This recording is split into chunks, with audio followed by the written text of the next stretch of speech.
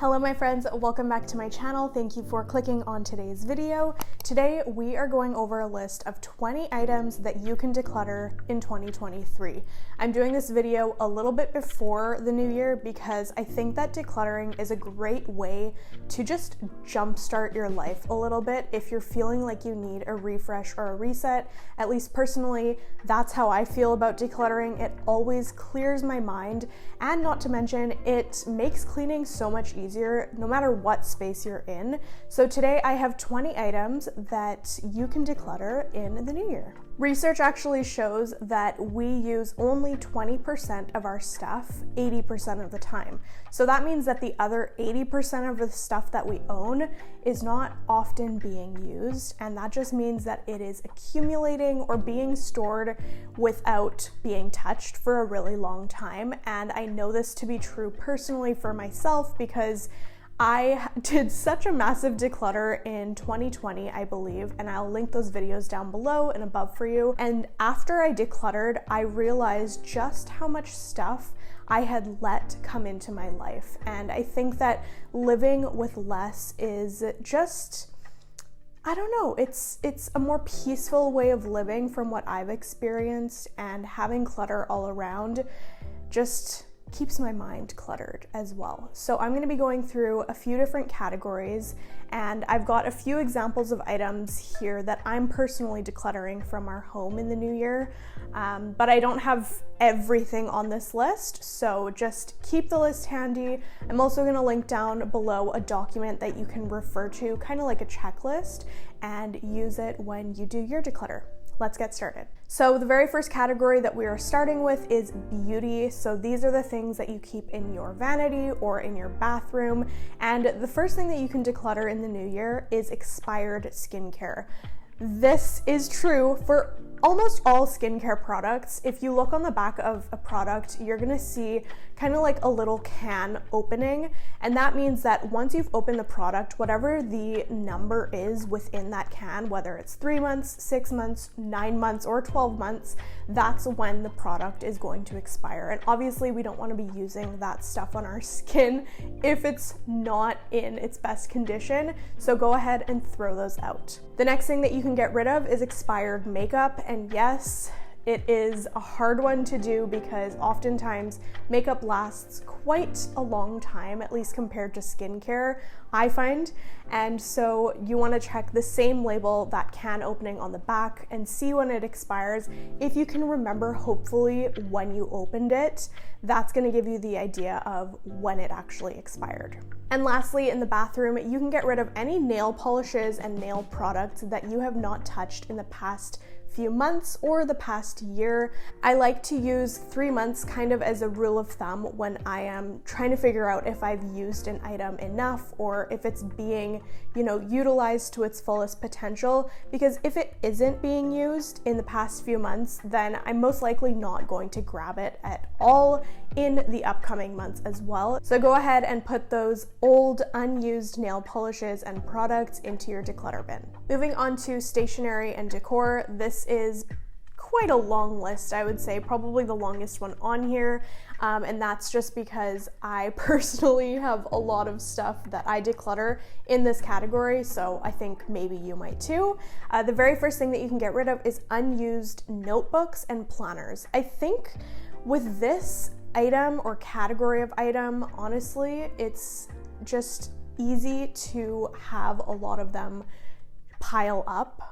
They're often given as gifts, and so sometimes we just, chuck them in the closet thinking that we're going to use them later. But if you have any notebooks that are like half used or not even touched, you can just give those away to someone who's actually going to use them, or donate them and have them put to use. The next thing in this category that you can declutter is any books that you have already read and don't plan on reading again anytime soon.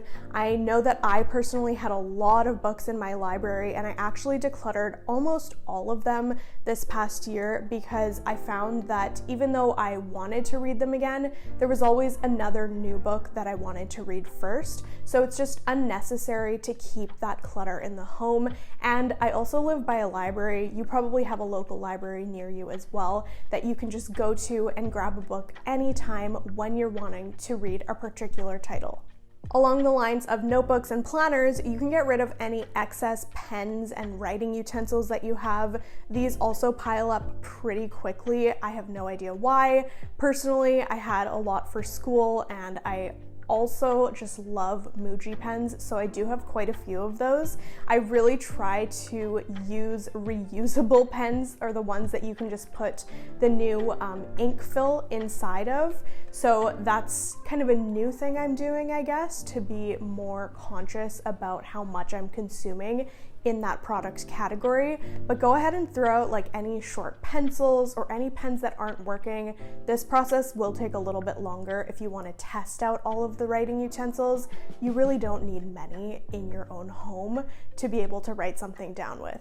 Moving on to decor, you can go ahead and declutter any decor that has been sitting in storage for a few months and that you don't think you're going to be bringing out. Sometimes our tastes and preferences change in this category quite a bit. At least for me, that's true. I have a lot of different vases and just decor objects that I know I'm probably not going to bring out again, and someone else could be using those in their space, right? And really just appreciating the beauty of the item. So go ahead and declutter any of the decor items that you have not touched in quite a while. Along that line, you can also declutter any coffee table books that you have not touched or maybe have been in storage.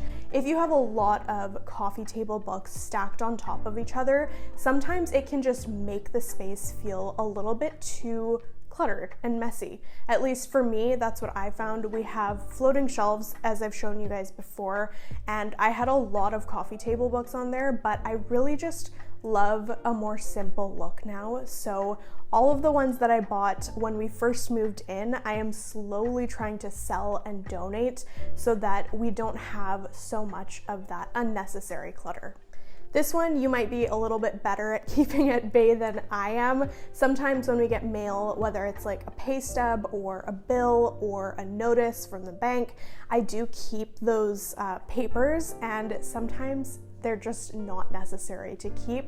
So go ahead and throw out any mail that you've opened and don't actually need the physical copy of. If you do need a copy of the document, go ahead and scan it, and you can just put it on your computer as a digital copy. And lastly in this category is candles. So if you have any candles that are close to being completely done, you can pop them in the freezer and actually pick out the excess wax that is inside the candle, and that way you can either reuse the jar or just recycle it.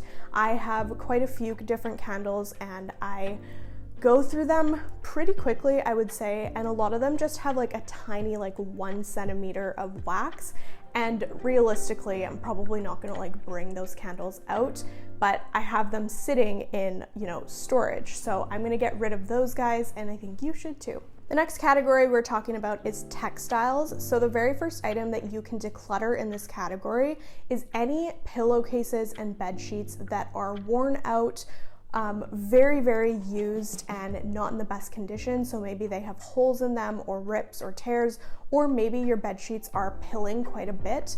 If you have more than one bed sheet and pillowcase for your sets, then you definitely don't need to be keeping these guys, and maybe it's time to just replace them. The next thing that you can declutter in this category is any stained or worn out towels. Sometimes towels after a long time have like strings hanging off of them.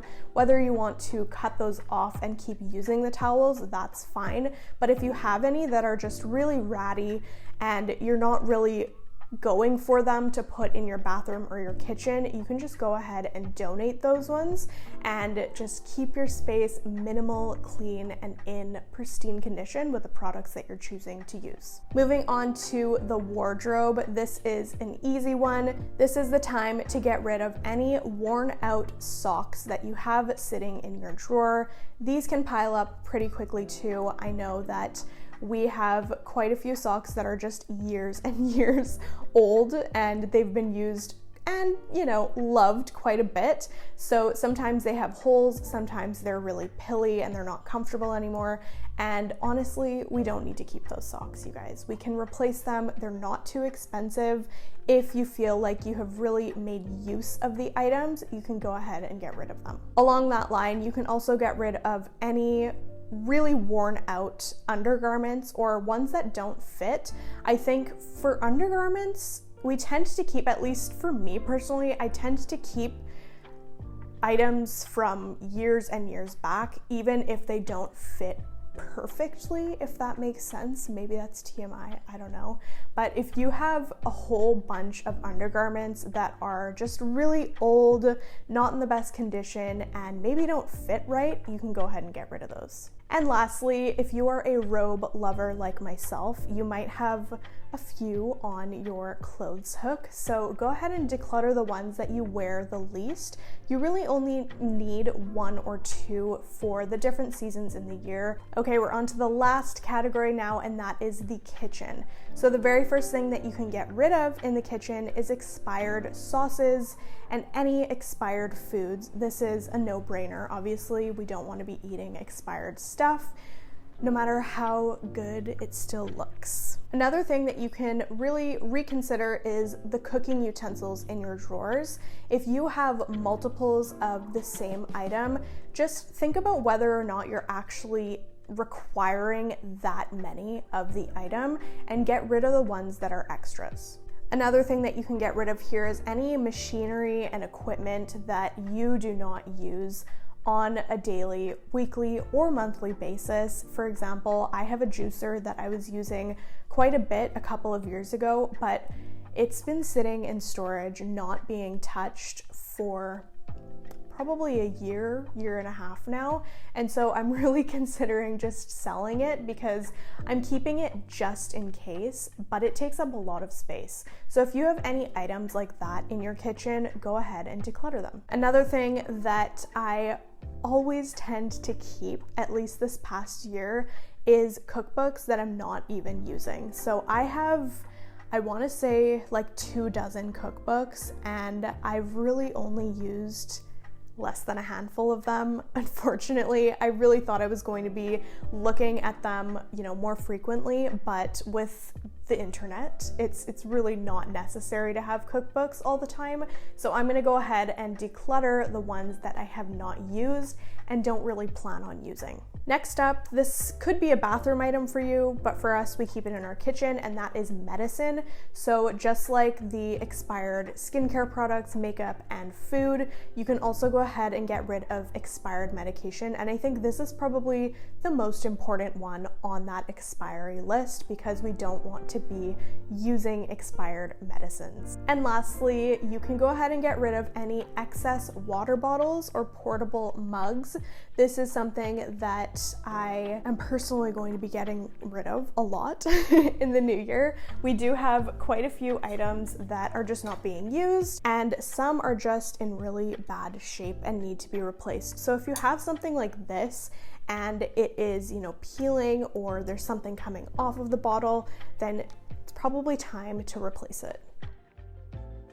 Okay, now before I close out, I just want to give you a few pointers on what you can do with your big basket of decluttered items. So the very first thing that I try to do when I have stuff to give away, whether it is, you know, things that I have not been using and are in really good condition, or things that could still be used but aren't in pristine condition for selling, is ask family and friends if they need any of the items or want any of the items. I think this is one of the more sustainable routes to take because it keeps that item in use and prevents it from being wasted. Another thing that you can do is check your local charities and foundations, whatever's around you, and see if they are in need of any of the items that you are getting rid of. Oftentimes, you know, they're looking for socks, they're looking for towels or blankets. So if you have any of those items, even if they're not in the best condition, they can still be used and you're still, you know, giving it to someone who is in need of the item.